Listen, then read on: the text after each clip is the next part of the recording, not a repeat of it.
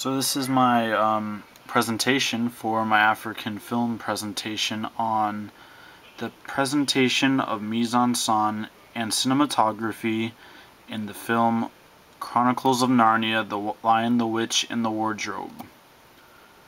Presentation is to show the different elements of mise-en-scene in the famous Hollywood film and show how the elements in this film put together make the film what it is today. What is mise-en-scene? Mise-en-scene refers to everything that appears before the camera and its arrangement composition. It also is anything that has to do with setting, props, costumes, actors and actresses, lighting. So summed up into one, mise-en-scene could refer to every piece and aspect of the movie that makes it what it is. When put together, all these elements can take you in a whole new world and take the viewer's mind into the world of the movie. Mise-en-scene makes the difference between watching a regular movie on a regular big screen to putting them in a whole new world. So what is cinematography? The art or technique of motion picture photography is the short definition. But cinematography also deals with the positioning of the cameras and all of the angles and different types of shots that are used in the film. So how do you find mise-en-scene and cinematography in a film? In the next few clips I will demonstrate the different camera angles, different cinematography elements, and mise-en-scene.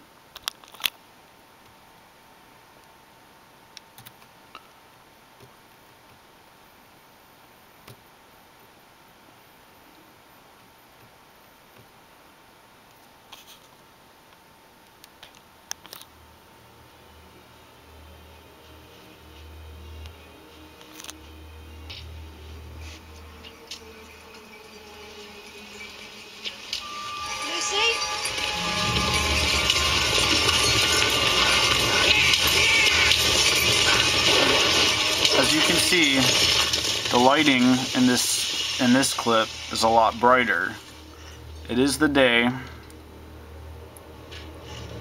and this scene presents a lot of suspense, as you can hear with the music.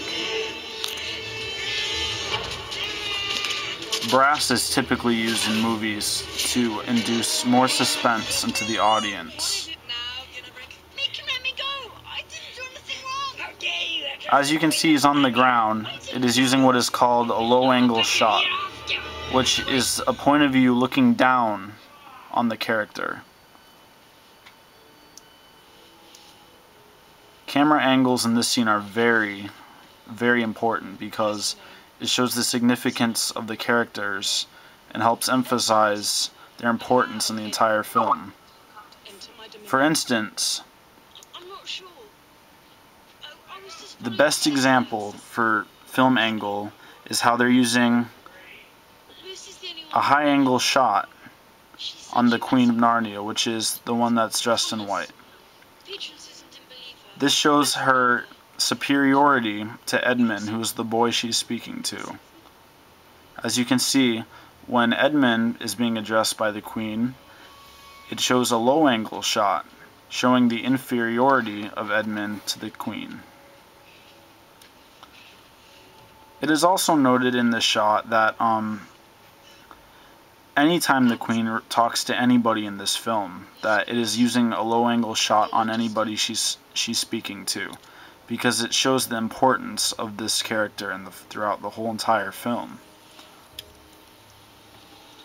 In short, in this film, the lighting is brighter and the music, as you can tell, has kind of a soft and more gentle feeling, because it shows the innocence of the Queen of Narnia and it makes her look like she's the good person in this movie, when in fact she isn't. But the elements used here, such as music and lighting, really enhances the viewer's ideas of what the Queen of Narnia is. Now, if you were to take the film a little bit further and And throughout the film, in the beginning of the film actually, she really is known to, you know, some viewers have an idea that she's bad. But the elements really in this section really show and mislead the viewers that she's good. In this film, she is also seen by the viewers once again in the spotlight, but this time she is shown as what she really is, as being the antagonist of this movie. As you can see, the lighting is very dark, the music is quiet, very soft, and it raises a lot of suspense. The sound is key here also. The sound is very loud, like the little noises he makes, his footsteps. The volume of his footsteps are significantly louder than the music. As you can also tell, once again, the lighting and the high angle shot. Yes, Your Majesty. High angle shot when looking at the Queen, low angle shot at her dwarf and Edmund. Are your sisters dead? No. And your brother? Is he... So the key here is that all these elements put together create just a very different atmosphere for the movie. It really makes the movie worth watching. In the previous clip, you showed a difference between sounds, lighting, and music. In this film, the lack of sound is really what gives this scene of the film its suspense. This is the battle scene in the very end of the film, the climax of the movie that everyone knows, and it's very famous and well-known battle scene, that the lack of sound at the moment of the fight really is what creates the illusion of suspense in this film.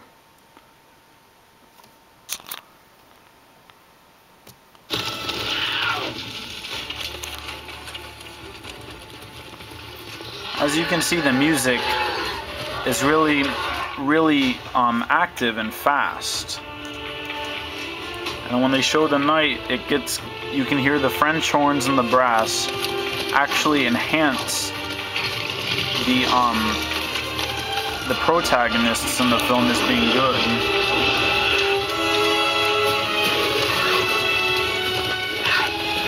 Now this is the part of the movie that shows you where the suspense is with the lack of sound. All you'll hear is the swords and the drums. No music, no sound. It waits till they impact for the suspense. Now as you can tell, no music, just sounds.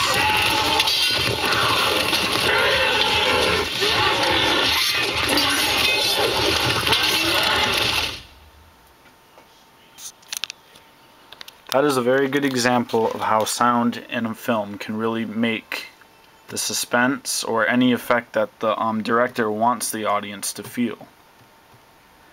It's very important in a film to have all these elements in the right place at the right time, because in the film, without sound, music, good lighting, good props, the film would die. This is my presentation on cinematic language and mise-en-scene for the Chronicles of Narnia, The Lion, the Witch, and the Wardrobe.